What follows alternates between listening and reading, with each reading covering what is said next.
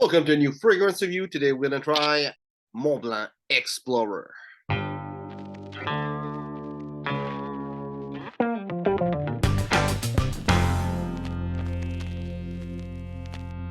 So chances are that you already heard about this fragrance. I mean, it's really well known, and it is known also to be a fragrance that is in the vibe of Aventus, like Reed. Now, I only tried a couple different fragrances in that type of fragrance, including Club de Nuit Tasman, but not Aventus. So I cannot say if it smells like Aventus or not, but I can compare it to Club de Nuit Tasman, which is told to be the best clone of it. Anyway, come in a little bottle, and here is cardboard.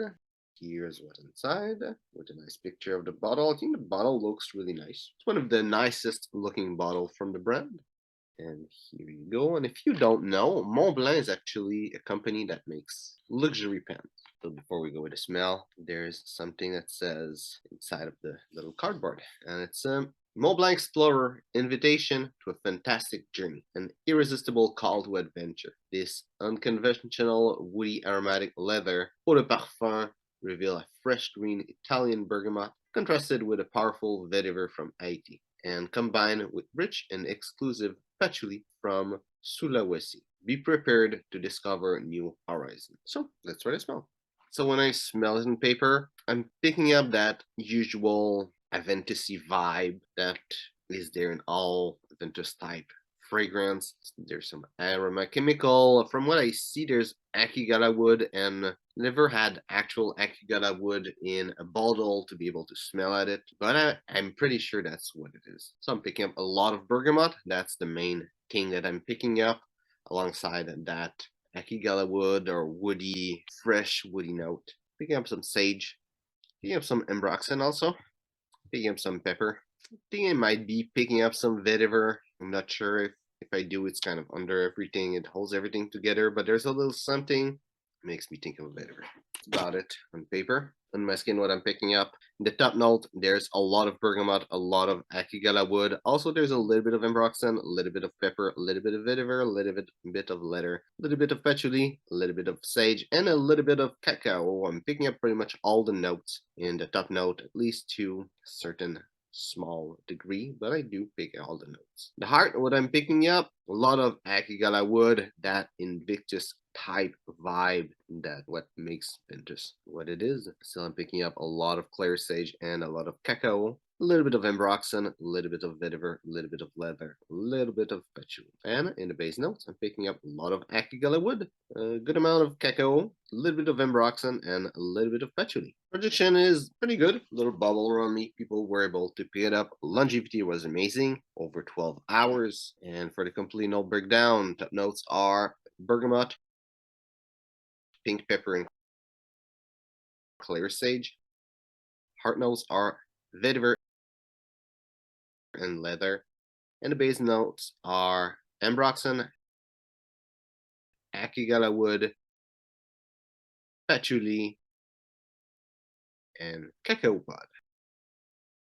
So there's a little something with this and Club de Nuit Tasman with some similarities. I would say the citrus is really intense. Maybe it's not as intense than Club de Nuit Tasman for the citrus, but also that thing that makes like fragrance nice with Club de Nuit Tasman, what makes it Aventus cologne, it's not as present in Explorer. It's still there, it's still the main part of the fragrance, but I would say on the Club de Nuit Tasman, it's more intense, it's more powerful, it's more, really way more present. Also, the notes are really different. Just think of the leather and the patchouli, cacao. It's not something that's really in the forefront of the fragrance, but still, it's present enough to make it different. The way it's blended, it really is a different fragrance. Again, I've never smelled Aventus, but I would assume if a lot of people say that Club de Nuit Tasman is best clone of Aventus, and there are some people that say that Club de Nuit Tasman is horrible because there's a strong lemon note.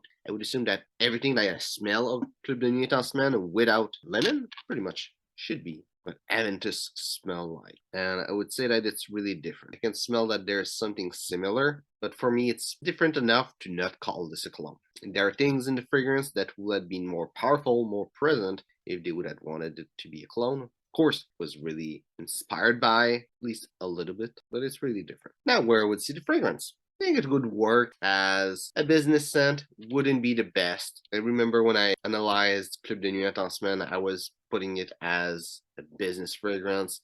But I feel this one is a bit more mass appealing, a bit more like soft, and it's not, doesn't have the strength, the power.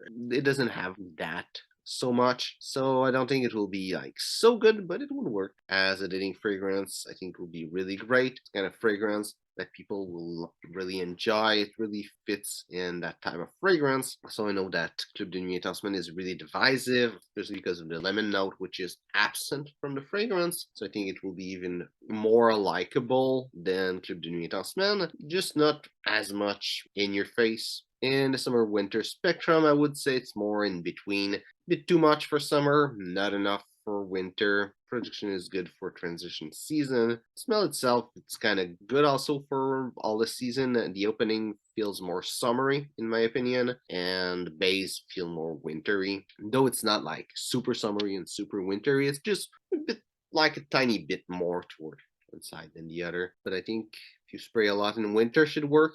If you spray little in summer should work also. And as an everyday scent, I think it fits straight into it. I feel it's more like the inoffensive little brother of Club de Nuit en Semaine. That's the best way I can say it. The fragrance actually is really inoffensive. It's really nice, soft, just a little bit of power. Something that would work well as an everyday scent. Lasts a whole day.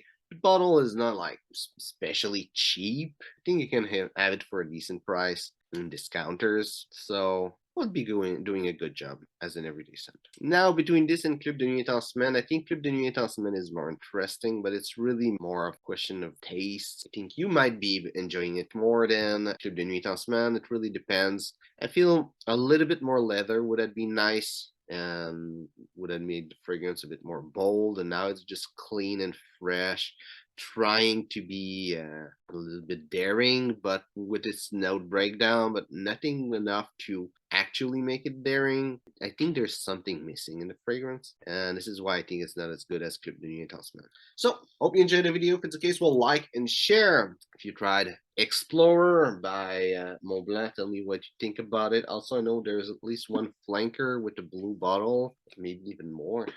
I saw one with a red bottle. I don't know if it's a real flanker or someone that just kind of made a fake bottle. But if you're a big fan of Explorer, tell me what you think about that line and which fragrance is the best. So, thanks for watching, and see you soon.